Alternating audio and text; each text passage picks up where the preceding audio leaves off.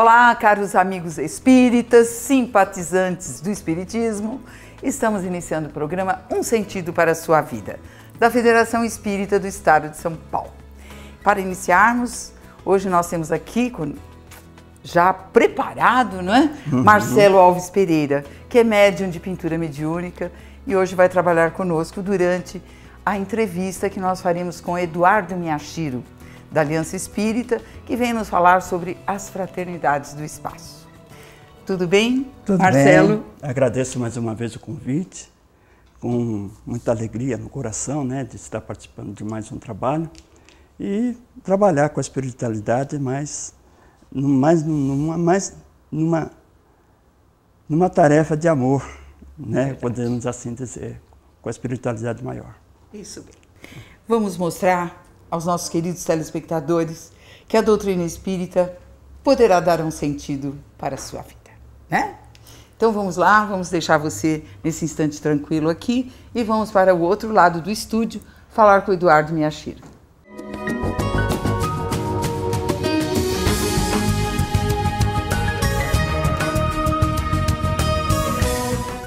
Estamos com Eduardo Miyashiro, que é engenheiro civil e diretor-geral da Aliança Espírita Evangélica. Boa tarde, Miyashiro, tudo bem? Olá, Silvia, tudo bem? E é um prazer falar com os telespectadores do programa. Muito bom, já estávamos com saudades de você.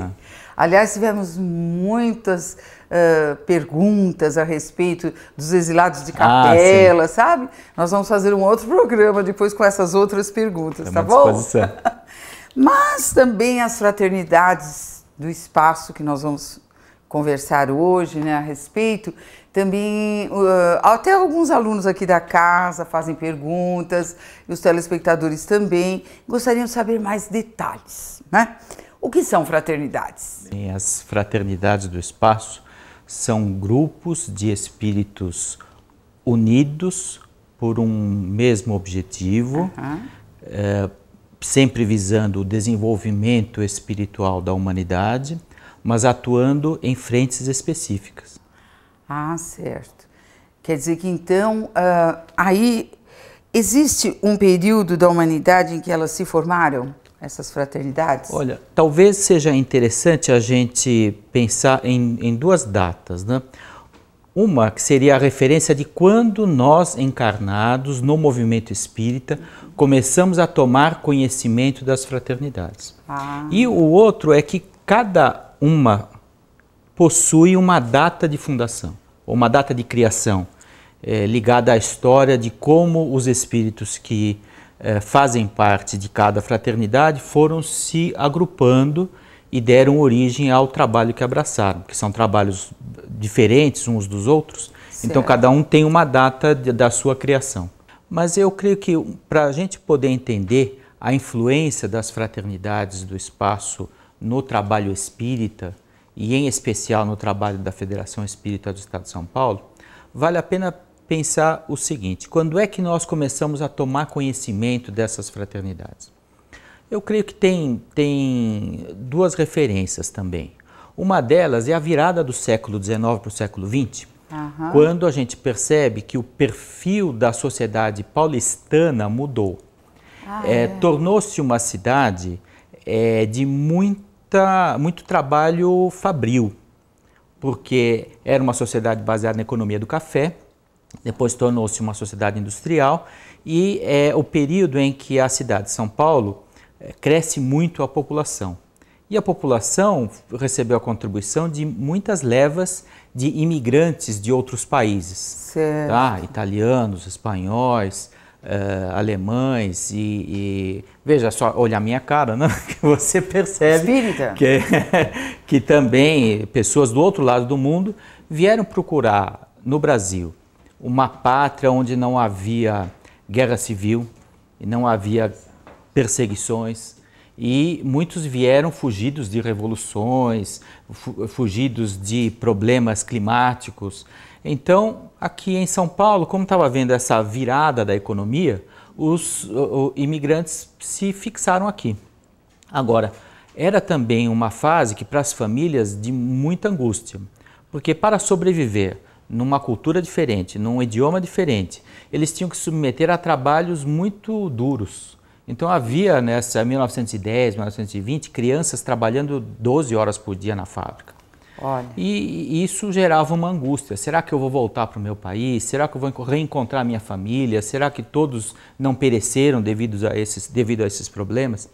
Então as religiões foram muito procuradas no começo do século XX. E os espíritas também foram. Só que os espíritas, em 1920, ainda estavam pouco organizados aqui na cidade de São Paulo. É verdade. E é por isso que praticamente a demanda por um esclarecimento e consolo diante das dores coletivas, que deu origem ao surgimento da Federação, que é de 1936. Então, as principais logo casas... faremos 80 anos. Veja, né? Este ano é o ano dos 80 anos da FESP. Então, há 80 anos, o movimento espírita se organizou para atender essa demanda, essa crise social, e as principais casas concordaram em criar a Federação Espírita do Estado de São Paulo. Mas essa demanda, nós tínhamos dificuldade em entender como atender, porque eram centenas de pessoas batendo aí na porta. Então, os métodos de atendimento espiritual da época, eles tinham pouca produtividade. E exatamente é a época em que surge o Armon para organizar as atividades da Federação. Edgar Armon. Exatamente. O Edgar Armon, ele já estava na reserva, ele tinha sofrido um acidente que o tirou da vida ativa militar. Certo. Então, ele tinha um tempo maior para se dedicar à investigação do mundo espiritual e à organização da FESP. Então, aquelas centenas de pessoas que procuravam a Federação, muitos deles haviam até desenvolvido a percepção mediúnica, assim, aos trancos e barrancos, Sim. pelas dores da vida, mas ele começou a perceber que havia algumas pessoas que identificavam o que estava acontecendo no mundo espiritual, quando a Federação abria as portas para muitas pessoas em casos os mais variados de sofrimento. Certo. Então eles começaram a perceber, por exemplo, que naquela fila de pessoas que se formavam na entrada, havia muitos processos obsessivos de séculos. E havia inimigos no mundo espiritual que vinham perseguir as suas vítimas. Agora, e eles ficavam contrariados com a atitude de uma entidade como a Federação, acolhendo e auxiliando essas pessoas. Muitas vezes eles se organizavam em grupo para fazer um ataque, para perturbar de uma maneira muito agressiva o ambiente da Federação. Isso, plano espiritual. Plano espiritual inferior. Os obsessores se uniam em ataques, às vezes, de centenas de espíritos. Incomodados porque aquelas suas presas, aquelas pessoas estavam procurando ajuda. Exatamente. Tá. Aí o que acabou acontecendo é que algumas pessoas percebiam que aqui na frente da Federação se formava uma legião de soldados da Idade Média, vestidos como os soldados das guerras cruzadas, que se postavam à frente e eles emitiam luzes, faziam um trabalho de proteção e depois aquele ataque desaparecia. Tá? Aí as pessoas começaram a estranhar, mas que história é essa? O que soldados da Idade Média estão fazendo aqui na Rua Maria Paula, no centro de São Paulo, no século XX? Então. E o Armon organizou um trabalho de investigação. Certo. Aí aproximaram-se, então essa é a data de início da apresentação das fraternidades. Aproximam-se espíritos que eram 3 reis da Idade Média, que eles coordenavam esse trabalho de proteção. Primeiro eles identificaram que os soldados da Idade Média, eles assim se apresentavam porque era uma referência à reencarnação, onde eles sofreram muito, tiveram uma vida devido à violência das guerras cruzadas da época e aprenderam que não é pela violência que se consegue as coisas. Então eles se apresentavam assim, dizendo, olha, nós aprendemos a defender os lugares santos, como diz a história da Idade Média, das cruzadas, né? Certo. Então agora a nossa missão é defender os espaços onde as pessoas buscam um conforto espiritual. Nossa, mas que história linda, não? Então aproximou-se 2 fraternidades. A Fraternidade dos Cruzados, que era todo esse grupo de soldados da Idade Média que faziam a proteção da Federação. E que maravilha. Os alunos vêm até hoje, viu, minha filha? Vêm, né? Vem. Porque em todas as atividades é um compromisso deles, é um compromisso que eles adquiriram aí, que eles firmaram entre si, provavelmente na Idade Média para a Renascença, por isso que não dá para precisar o início da Fraternidade dos Cruzados, mas dá para precisar que foi em 1940 que eles se apresentaram aos encarnados pela primeira vez do movimento espírita. Certo. Tá? E foi aqui na Federação, então? Isso. Eram centenas de soldados. Certo. Agora, havia também uma outra fraternidade de 3 espíritos, que era a Fraternidade do Santo Sepulcro, que eles eram os dirigentes e coordenadores desse trabalho de proteção, porque eles sabiam que a Federação tem uma missão no desenvolvimento espiritual da sociedade, e essa missão precisava de proteção, e eles eram tidos como líderes desde a Idade Média.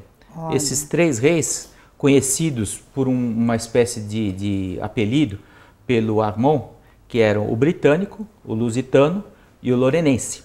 Então uma espécie de apelido, assim, isso. Ele colocou uns nomes. Era uma identificação das suas pátrias de origem.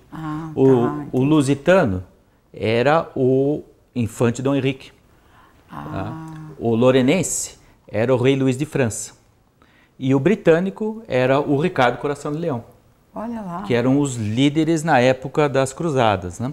Espíritos de uma grande envergadura. Exatamente, que conseguiam coordenar esse trabalho de proteção e permitiam então ligar a missão da Federação com a missão dos cruzados. Porque naturalmente eles sabiam já que a Federação seria procurada pelas pessoas que estavam sofrendo algumas dores, tanto físicas como espirituais, né? Com problemas de todo tipo, né? Então precisava dessa proteção, porque existe também o lado espiritual negativo, que ainda não, como disse Jesus, né, não sabem ainda o que fazem e ficam perturbando os encarnados, né, tentando impedir a sua entrada. Nossa, então essas 2 fraternidades foram as primeiras a se apresentar. As primeiras. Agora, no segmento, o que acontece é que aquela quantidade de pessoas que precisava ser acolhida precisava de um método de atendimento que mais rapidamente pudesse auxiliá-los. Então, tem 3 coisas. A preparação do ambiente da Federação, certo. Um método de atendimento espiritual e um auxílio para a valorização do Evangelho. Então, aí surgiram mais 3 fraternidades. Mais 3 fraternidades. Quer dizer, essas 2 primeiras tinham a finalidade da proteção. Exato. Então, porque cada uma delas tem uma característica, os videntes aqui na casa, quando a gente tem os cursos, né, os alunos vêm, começam o exercício da mediunidade, ou então alguns já vêm mesmo com a mediunidade, mas está sendo aprimorada, está sendo educada no caso, né? E eles vêm, os soldados, As 2 primeiras, eles se apresentam como soldados? Não. Sim, essas 2 que nós mencionamos, sim. Quais são? O Santo Sepulcro e os Cruzados.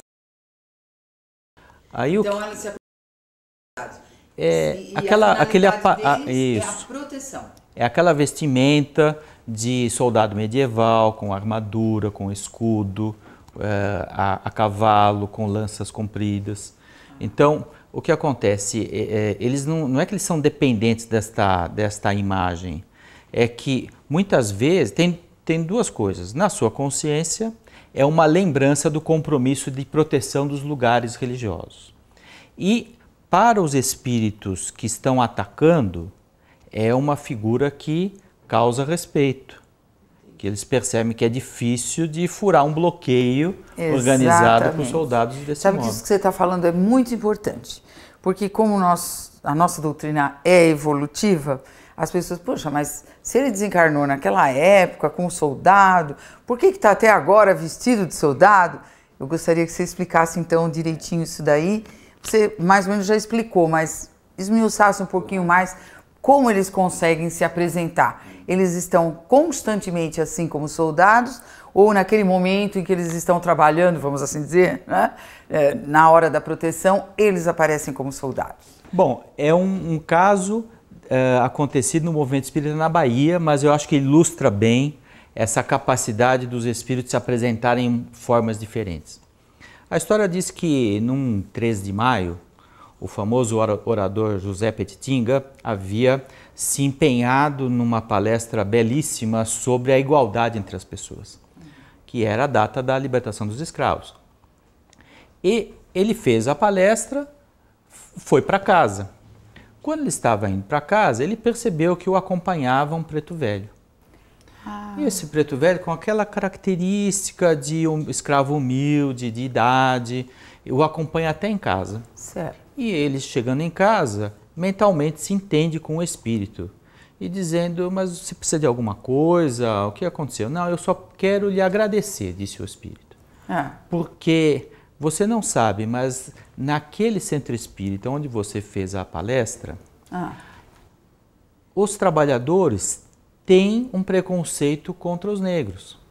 E tem restrições para a entrada de pessoas de cor para frequentar os trabalhos.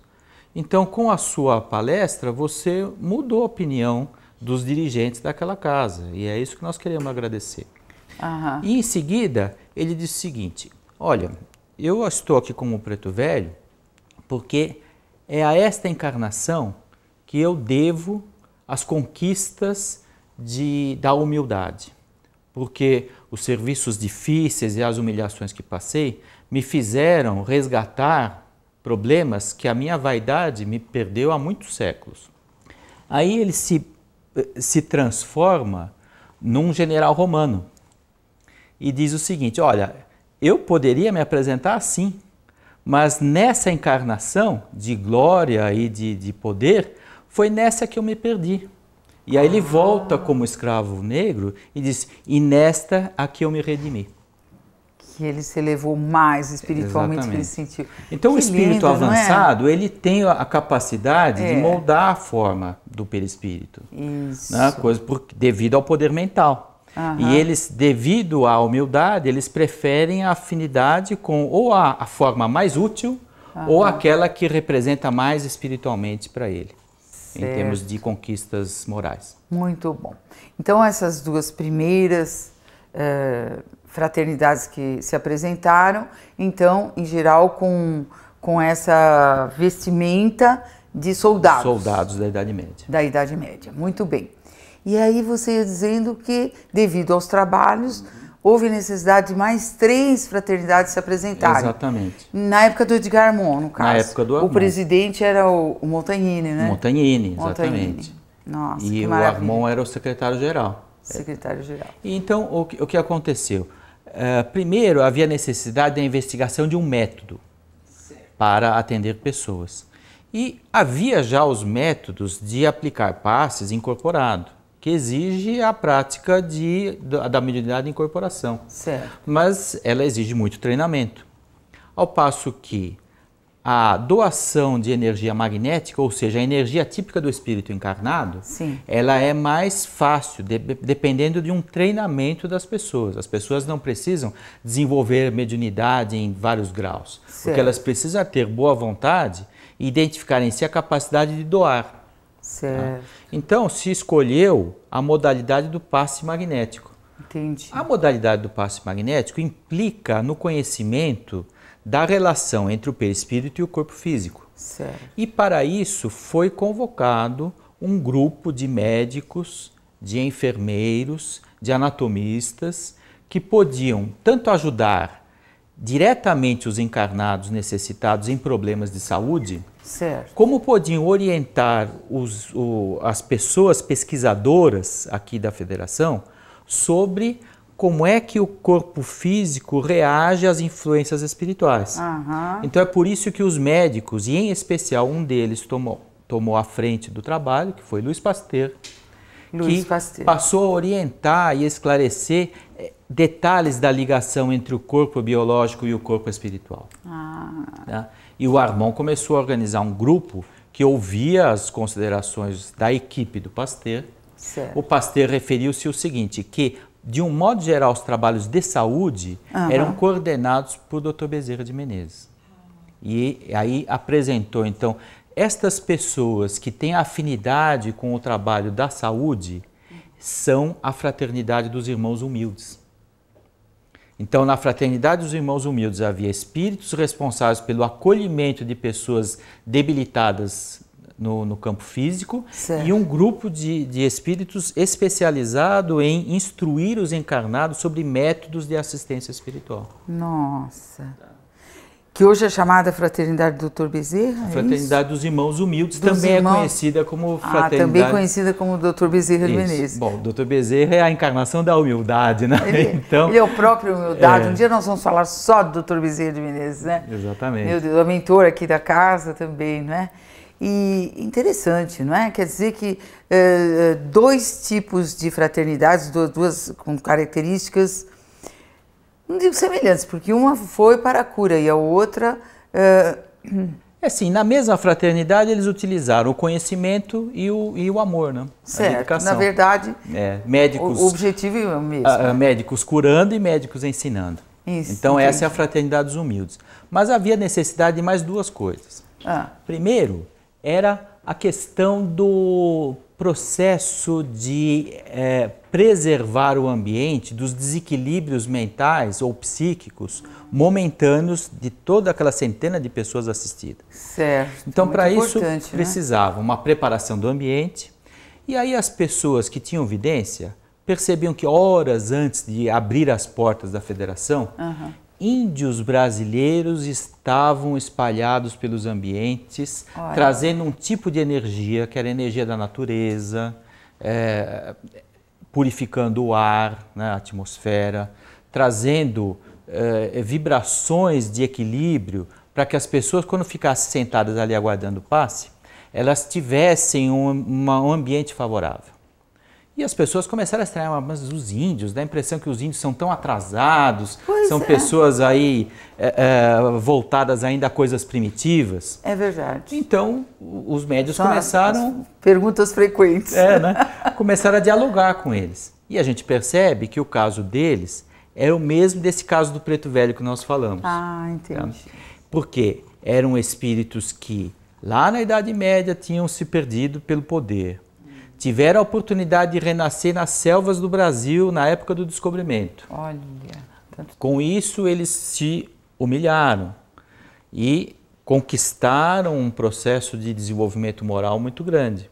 E também por isso que eles são agradecidos à oportunidade de renascimento numa sociedade muito limitada de recursos. Né? Certo. E, além do mais, buscaram aproveitar a sabedoria que a natureza oferece como oportunidade. Certo. Porque conhecer a energia das plantas, das flores, dos rios, é alguma coisa que espíritos com sensibilidade conseguem utilizar.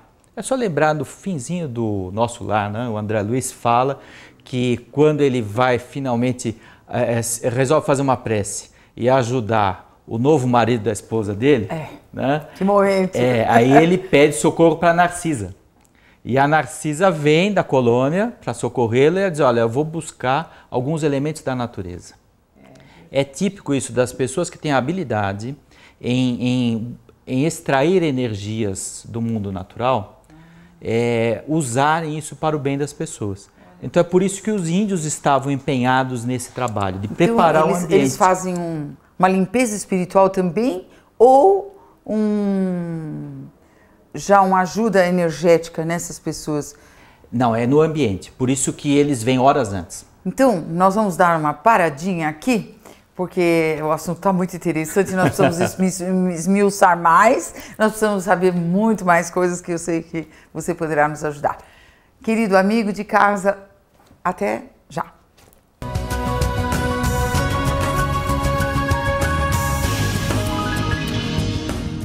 O Livro dos Espíritos foi o primeiro livro codificado por Allan Kardec. Contém toda a doutrina espírita e, de forma clara, explica a origem do sofrimento, desvenda o mistério da vida e da desencarnação, assegura o progresso de todos os espíritos dentro do tempo e do espaço, sob a égide das leis divinas. Esses ensinamentos te ajudarão a encontrar o caminho do verdadeiro entendimento da vida. É um livro que muito acrescentará aos seus conhecimentos sobre o espiritismo. À venda na livraria da Sede Central, Rua Maria Paula, 140, ou pelo telefone 3115-5544, ramal 204.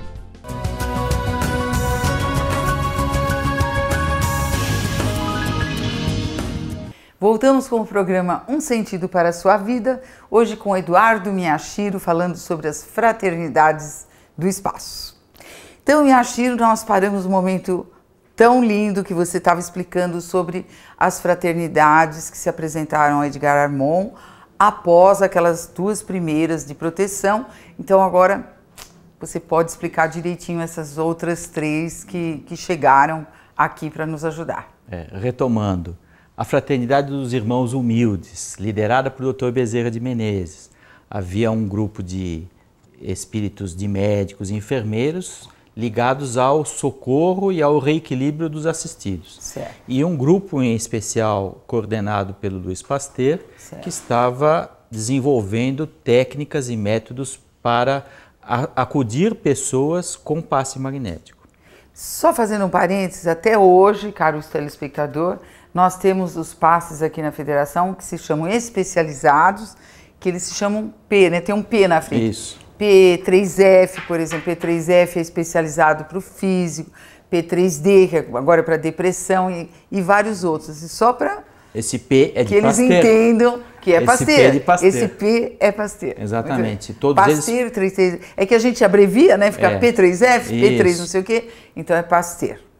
Então, muito bem. O Pasteur 3F, né, é uma modalidade de aplicação inspirada nos princípios básicos que Pasteur veio ensinar sobre movimentação de energias magnéticas. Quando a gente fala do adjetivo magnético, não é magnético de ímã, né? Certo. Mas é o magnético da energia magnética, como era referida lá no século XIX, a energia natural do espírito encarnado. Bom, a segunda fraternidade que passou, então, destas 3 que nós estamos falando, foram os índios. Os índios preparavam os ambientes para que eles ficassem serenos e isentos de energias negativas. Tanto as salas de aplicação de passe, como as salas de ouvir as preleções, como a circulação, para que o ambiente não tivesse nenhum elemento que pudesse trazer desconforto ou desequilíbrio para o assistido. E como os índios tinham a habilidade de lidar com as energias naturais, como nós falamos no segmento anterior, havia 2 grandes grupos de índios que trabalhavam nisso. Eram o grupo de Itaporã e o grupo de Brogotá, que eram os nomes dos índios líderes dessas atividades, que se revezavam de uma maneira que compete a eles lá decidir sobre a forma de ajudar na preparação dos ambientes das casas espíritas e, em especial, nesse momento histórico da Federação. Muito bom. Para que os assistidos já entrassem no ambiente com maior harmonia, Isso, paz, exatamente. Né? Sentissem bem. Porque no mundo espiritual, pensamento é tudo, né? Se a pessoa se liga em alguma coisa negativa, um pensamento vai trazendo outro, e a pessoa não consegue aproveitar o tratamento espiritual. É verdade. E a terceira fonte de ajuda no processo de assistência espiritual é a preleção evangélica. Reúne-se ali os assistidos e durante alguns minutos alguém é designado para falar sobre o Evangelho. Porque, na verdade, a cura começa com uma autocura. A pessoa que começa a se interessar pelo bem, pelo equilíbrio, pela paciência, pela verdade, pela serenidade. Mudança, né, de atitudes Você negativas. não pode dar 1 milhão de passes se a pessoa não quiser, não vai, né? É verdade. E era necessário tocar o coração das pessoas. E os preletores, os palestrantes, eram pessoas inspiradas para isso. Mas para que a coisa se mantivesse, né, a preleção se mantivesse numa forma bem voltada para o equilíbrio do assistido, foi designada uma fraternidade especial para isso. Os abolicionistas, que eram aqueles jornalistas e escritores que tinham se unido no século XIX para trabalhar pela libertação dos escravos, que escreviam muitos artigos, que propuseram muitas leis para a mudança da condição da escravatura, até que em 1888 foi decretada a Lei Áurea. Então, estes, quando regressam ao mundo espiritual, formam uma fraternidade, chamada Fraternidade da Lei Áurea, em homenagem à lei da Princesa Isabel. Exato. E quer dizer que eles já eram evoluídos tanto intelectualmente como moralmente. Exatamente, porque eles se defrontaram com muitas adversidades para defender os escravos. E quando eles vão ao mundo espiritual, eles utilizam essa capacidade de inspirar, de escrever artigos, de compor poemas e de fazer discursos que mudem o caráter, ou melhor, que mudem a vibração espiritual das pessoas. Exatamente. E usando dessa habilidade, eles, pela inspiração, influenciavam os palestrantes, os preletores da preleção evangélica que antecede a aplicação do passe. Ensina os expositores. Hein? Os expositores podem ficar tranquilos, exatamente. Eles têm uma fraternidade imensa para ajudá-los. Uma fraternidade formada por pessoas da ordem do Castro Alves, do Olavo Bilac, do José do Patrocínio. Então, pessoas que dedicaram a capacidade de inspirar pelas letras para mudar o coração das pessoas. Olha, que lindo, hein? Então, essa é a fraternidade da Lei Áurea. Uhum. E vejo que nesse contexto, eu acho que vale a pena pensar no seguinte: o Armon era uma pessoa muito organizada, devido à sua experiência pessoal na atividade pública, e era uma pessoa, então, que valorizava a disciplina. E ele percebeu uma coisa que, quando ele montou as peças do quebra-cabeça das várias fraternidades, percebeu uma coisa que hoje para nós é óbvia, mas naquela época não era. Claro. Se nós nos organizarmos de maneira disciplinada, nós vamos ajudar as fraternidades. Senão, nós vamos atrapalhar as fraternidades. Isso que é o problema. Ou seja, o que ele percebeu era, vamos fazer como eles? Se eles têm equipe voltada para inspirar o preletor, equipe voltada para preparar o ambiente, equipe voltada para ajudar na saúde, vamos fazer nós as nossas equipes especializadas em receber, entrevistar, encaminhar, fazer preleção, aplicar passe, verificar ficha. Ele organizou tudo isso aqui no plano físico. Exatamente, inspirado nas fraternidades. Quer dizer, o nosso modelo de assistência espiritual disciplinada é simplesmente copiar o modelo de trabalho das fraternidades para as necessidades de atender os encarnados. Então, então ficou tudo estruturado isso na época do Armon. E depois disso, como você acha que aconteceu no plano espiritual e aqui na casa, né, na FIESP, essa multiplicação desse conceito, dessa ideia de organização para a aplicação dos passes? Olha, eu creio que tem dois pontos importantes que a gente pode pensar. Um deles é que as fraternidades já deviam estar trabalhando no desenvolvimento do Brasil como coração do mundo e pátria do Evangelho há muito tempo. Então, tem uma passagem no livro do Humberto de Campos, Brasil, Coração do Mundo, Pátria do Evangelho, onde ele fala: Ismael, com o concurso dos grupos fraternais, organiza os princípios básicos da espiritualização do povo brasileiro. Então, uma forma de nós interpretarmos a quem ele se refere é que esses grupos fraternais são as fraternidades do espaço, que já estavam atuando em vários campos da formação da cultura e da sociedade brasileira, que impediram as guerras civis, que impediram muitas divisões e que fizeram com que aqui nós tivéssemos um povo que é inclusivo, né, onde não há choques violentos. Então, essa é uma coisa que a gente tem como uma possibilidade, que esses grupos fraternais referidos pelo Humberto de Campos sejam as fraternidades do espaço atuando na história do Brasil. E a segunda coisa é a seguinte, que está ligado com a política mundial também, mas é um momento histórico bem preciso, que leva ao conhecimento de uma outra fraternidade. Um pouco depois da organização da Federação, veio a Segunda Guerra Mundial. E a Segunda Guerra Mundial foi um episódio muito doloroso, principalmente para a Europa. E nessa época, Dr. Bezerra de Menezes fez um apelo a todo o movimento espírita do Brasil inteiro, que era necessário que as pessoas orassem e fizessem vibrações, porque na Europa não havia uma família que não houvesse perdido uma pessoa. Nossa. E que, portanto, as difícil, pessoas... né? Para o próprio planeta, em geral. Imagina milhões de pessoas desencarnando pela violência. Né? Então, a vibração do planeta estava abalada. E havia necessidade de socorro. Veio aqui ao Brasil devido a esse espírito fraternal e a essa capacidade de doar, porque a gente não conhecia o que é uma guerra. Né? Então, os espíritas se empenharam e atenderam a esse apelo de Dr. Bezerra. O Armon, nessa época, ele sabia o seguinte, olha, tem um dia aqui... Primeiro, ele pensou assim, é melhor fazer isso no mesmo dia, na mesma hora, porque aí a gente consegue concentrar mais energias e colocar à disposição do plano espiritual. Aí ele pensou, olha, tem uma noite que ainda nós não temos as instalações ocupadas, que é a quinta-feira.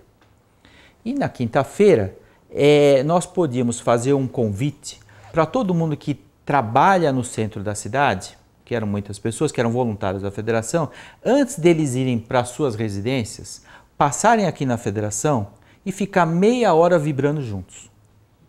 Então, na década de 40, não sei exatamente quando, acho que se pesquisar aqui nos livros a gente consegue ver quando foi. As pessoas voluntárias da federação que trabalhavam no centro da cidade chegavam aqui, às 7h30 se concentravam, até às 8 horas da noite ficavam doando.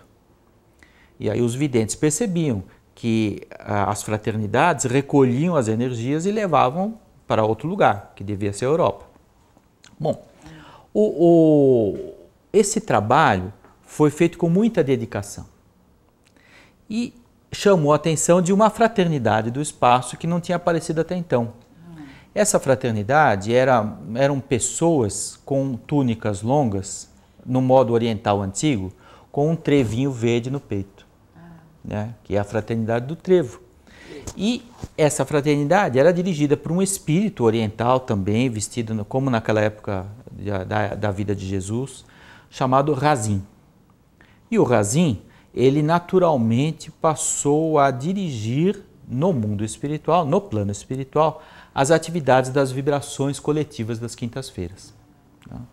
Quando acabou a Segunda Guerra Mundial, o Razin não deixou que o trabalho acabasse, porque ele sabia que o mundo ainda ia ter muitos problemas políticos, sociais, é o que nós estamos vendo hoje, é o que nós vimos logo depois da Segunda Guerra, que veio a Guerra Fria, veio a guerra na Ásia. Então, ele disse o seguinte, olha, nós vamos continuar fazendo as vibrações, mas é preciso que nós que aprendemos a valorizar a mensagem do Evangelho, que nós desenvolvamos algum caminho para que as pessoas conheçam Jesus não só nos livros, mas sim na prática. Que esse será o caminho para evitar que o mundo entre em novas guerras. E aí, o Razin se aproxima da equipe das quintas-feiras e passa a analisar possibilidades.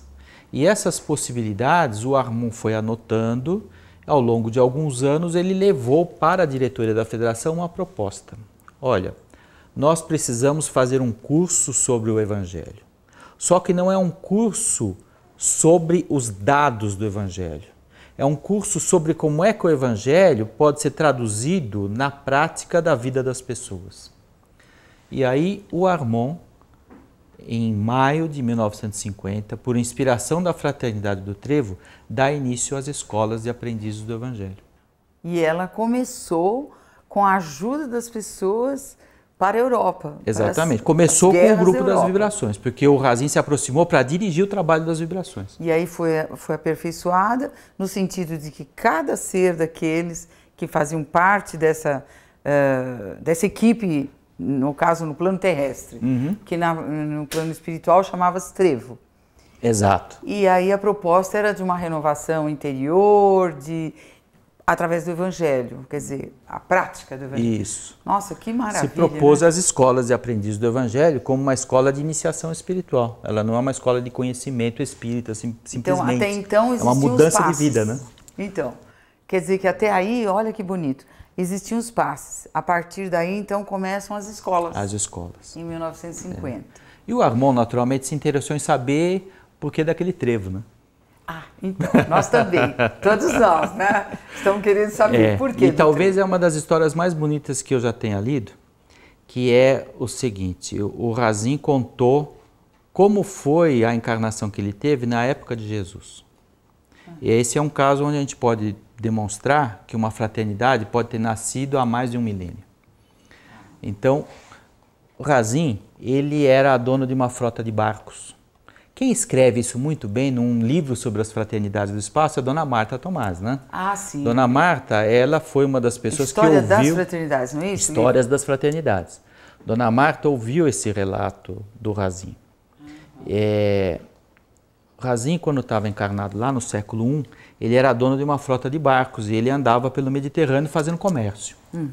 E ele era um idealista, porque ele via em muitos países a injustiça, a violência, né, os escravos, as guerras entre povos, e viu que o Império Romano estava dominando tudo na base da violência.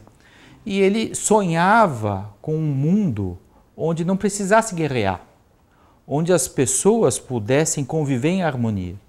E ele tinha sonho, toda noite ele sonhava com uma liderança que mudasse o planeta pelo exemplo. Tá? E ele, numa certa ocasião, precisou ir fazer negócios em Israel. Tá? Ele deixou aportados seus barcos no porto de Jope, uma estradinha subiu até Jerusalém, né? E ele chegou em Jerusalém justamente no dia em que Jesus estava sendo crucificado. Para ele foi chocante, porque quando ele viu Jesus pregado na cruz, que ele não sabia bem o que estava acontecendo ali em Jerusalém, ele tomou um choque porque era a mesma pessoa que ele via no sonho. Nossa. Então ele ficou ali horas meio que paralisado, né? Quando Jesus se libertou do corpo físico e José de Arimateia solicitou a guarda do corpo de Jesus para colocá-lo no sepulcro da família, o corpo de Jesus, com um pedido de José de Arimateia, ficou ali no chão, enquanto as mulheres, a Maria Madalena, faziam o tratamento com óleos aromáticos, porque era sexta-feira e o sabá, sagrado para os judeus da época, começava às 18 horas da sexta-feira. Tá? Então eles tinham que fazer o enterro de Jesus antes das 18 horas. E o corpo só foi tirado às 5 da tarde da cruz. Certo. Então eles fizeram aquilo muito rápido, levaram o corpo de Jesus, o Razin ficou olhando tudo aquilo, ele não conhecia ninguém, mas ele estava assim, muito impressionado pela situação toda. Ele resolveu levar uma lembrança, era um trevo. O trevo estava ali, molhado do sangue de Jesus. Ele guardou isso como uma espécie de recordação. Foi para a hospedaria, não conseguia dormir. Imagina. Ficou pensando naquilo. Nossa, né? E o rosto da pessoa que ele sonhava. Exatamente. Nossa. Então, o que aconteceu? Altas horas da noite, ele lembrou do trevo. Ele procurou onde estava o trevo na túnica dele. O trevo tinha sofrido uma transmutação. Ele estava petrificado e luminoso, porque o sangue do Cristo tinha uma energia poderosíssima, né? Nossa. E aquilo ele encarou como uma espécie de mensagem. Ele diz assim, a minha vida que se transmuta agora em outra coisa. Tá? E ele, então, os próximos meses, ele faz uma investigação da mensagem do Cristo, tenta aprender dos discípulos o que era o Evangelho. Ele abraçou uma tarefa. A cada porto que ele desembarcasse, ele ia falar de Jesus. Ele ia repetir as lições de Jesus em outros países. Porque ele pensava que assim um dia o mundo ia se transformar num mundo sem violência. Olha, ele passou elevado. Passou anos fazendo isso. Quando ele desencarna, quem vem recebê-lo é o Cristo. Que simbolicamente lhe devolve o trevo e diz para ele, olha, quem foi fiel no pouco será fiel no muito. Né? Você, com esse trabalho simples de falar nas cidades que você visitou, você pode montar um trabalho para divulgar a mensagem do bem onde você for. E use este símbolo para te lembrar disso. Nesse momento, o Razin resolveu se aproximar das pessoas com essa proposta e, meio sem saber que isso ia ser uma fraternidade, ele estava ali fundando a Fraternidade do Trevo. Meu Deus, que coisa linda. E a Fraternidade do Trevo, que atravessou 1,5 milênio e foi bater aqui, identificado com as pessoas que estavam fazendo vibrações pela Segunda Guerra Mundial. Imagine. Então aí fechou o ciclo de criar a Escola de Aprendizes do Evangelho. Então aí o Edgar Armon cria as escolas de aprendizes do Evangelho com essa finalidade importante, não só do conhecimento, como da transformação pelo conhecimento do Evangelho, né? E como foi essa história? Porque agora, no momento, a gente sabe que Razin era o venerável da Fraternidade do Trevo. E onde entra Edgar Armon como venerável? O primeiro programa de Escola de Aprendizes do Evangelho tinha 2 anos. Então ele começou em 50 e ia acabar em 52. Certo. E as ferramentas de reforma íntima estavam começando. As anotações sobre os sentimentos, os trabalhos voluntários.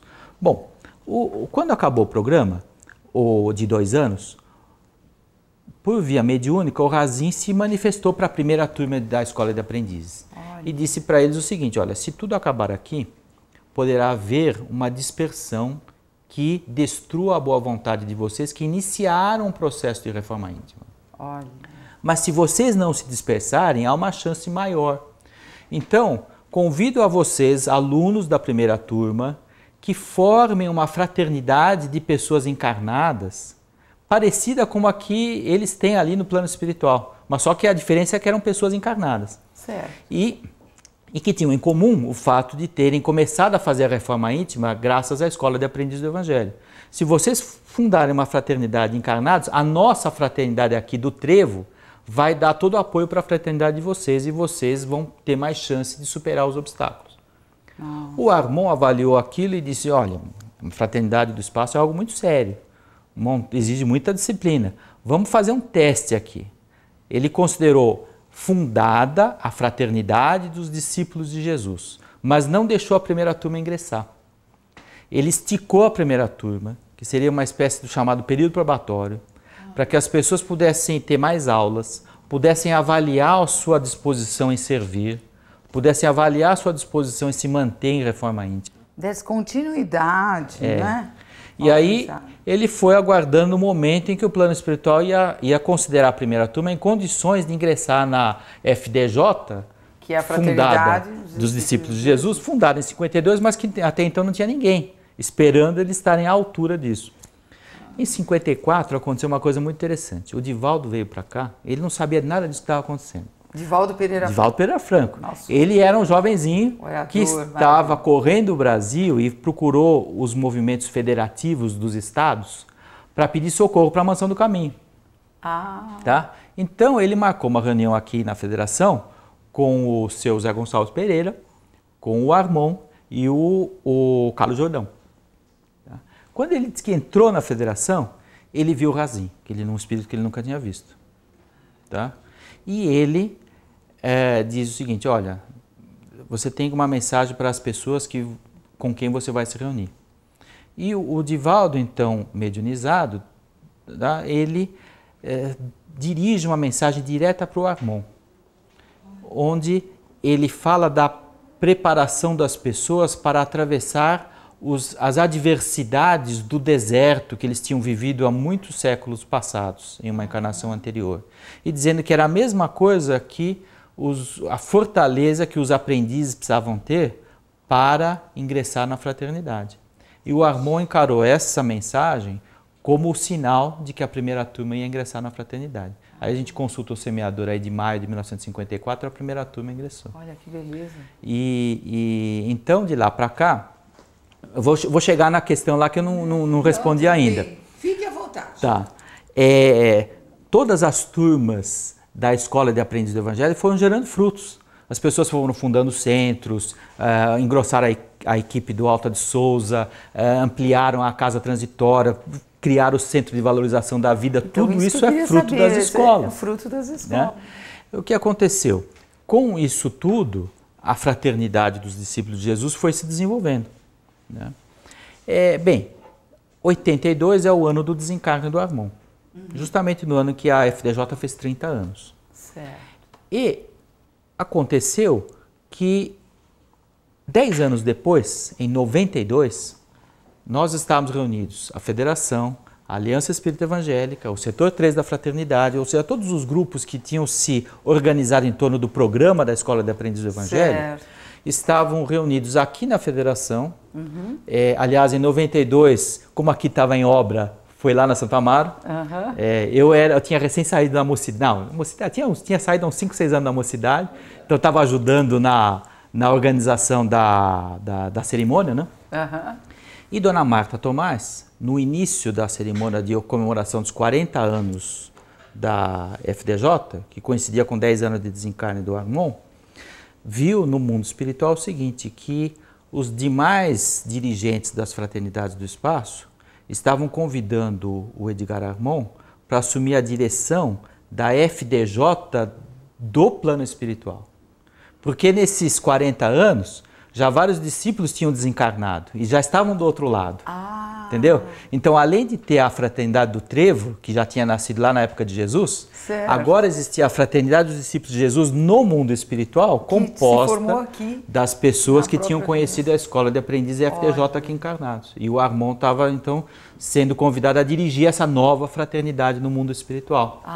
Então é por isso que a gente ouve dizer que ele é o venerável da Fraternidade dos Discípulos de Jesus. Exatamente. Que Agora, lindo, não? Dona Marta diz o seguinte, né, que nem sempre aquele que ingressa na fraternidade aqui na Terra, ingressou lá no plano espiritual. Porque... essa é uma pergunta que eu tinha aqui. Porque é uma coisa que às vezes a gente vai assim pelo entusiasmo.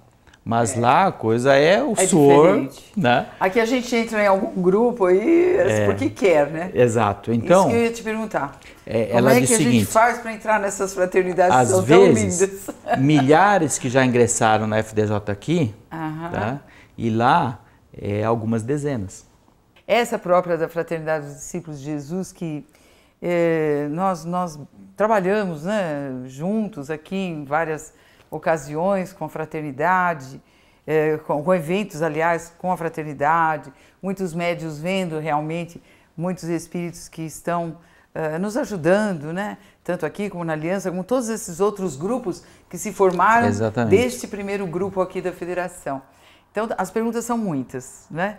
Mas, então, nós prometemos a você, caro telespectador, que o Miyashiro virá complementar essas informações tão importantes que nós precisamos, né? Principalmente aqueles que têm vidência, aqueles que têm a tarefa, né, reencarnatória de ensinar, de esclarecer. Isso tudo é muito importante, porque através do esclarecimento as pessoas podem se renovar, podem melhorar, podem ter uma qualidade de vida melhor. Não claro, né? Porque é o fortalecimento da fé. Exatamente. As pessoas percebendo toda a importância da vida espiritual vão ter condições de superar os desafios da vida. Exatamente. Porque a gente sabe que a fé é inata, mas ela tem que ser fortalecida através das reencarnações. Exatamente. E se nós temos essa condição de ensinar, né, como você tem essa brilhante condição, esse carisma todo de ensinar com essa simplicidade, coisas tão profundas e bonitas. Bom, então a gente só tem a agradecer a Deus por você ter estado aqui. Sou eu que agradeço, porque na verdade não fiz mais nada que associar algumas lembranças, né? Eu acho que o desafio aí para todos nós, né? Que temos uma caminhada de melhoria interior. Então... É lógico, mas muito obrigada, Miyashiro, muito obrigada mesmo. Eu que agradeço. Nós estamos esperando o complemento dessa entrevista, tá bom, Miyashiro? Com todo prazer. Muito obrigada e nós voltamos já já com vocês.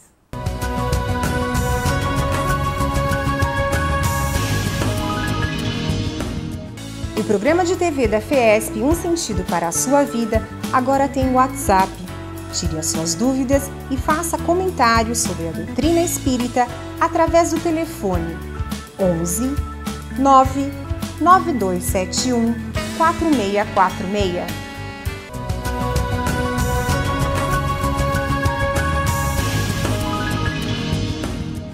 Como podem ver, durante essa maravilhosa entrevista que tivemos com Eduardo Miyashiro sobre as fraternidades, saía essa linda pintura mediúnica, Marcelo. Marcelo, você podia nos dizer como aconteceu, como você sentiu a vibração aqui no ambiente, como você recebeu este quadro mediúnico? Olha, desde de manhã, quando eu recebi o convite, né, para pintar, já houve uma ligação com as fraternidades. E essa fraternidade são a fraternidade da natureza. Espíritos ligados à natureza que veio trazer essa mensagem hoje. Trazendo dos essa índios, como explicou isso, o Miyashiro. São fraternidades que vêm espírito trazer coisas simples da natureza, mostrar a energia que há dentro do mundo natural, né, da natureza. Para fazer preparo de ambiente, deixar tudo harmônico, não é? Já trazendo a força da natureza, ela é purificadora, né? É como as tempestades que parece que são terríveis, acaba trazendo algum malefício, mas não traz mais benefício do que malefício.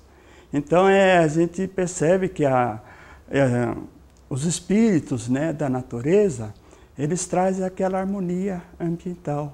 Ela traz paz, traz luz, traz vida. É ótimo. Nós sabemos que tem fraternidades que cuidam realmente, né, dessa parte das chuvas. Um dia nós vamos falar especificamente sobre isso. E o que veio no meu pensamento, enquanto o Eduardo falava tão bem sobre as fraternidades, por que hoje, né,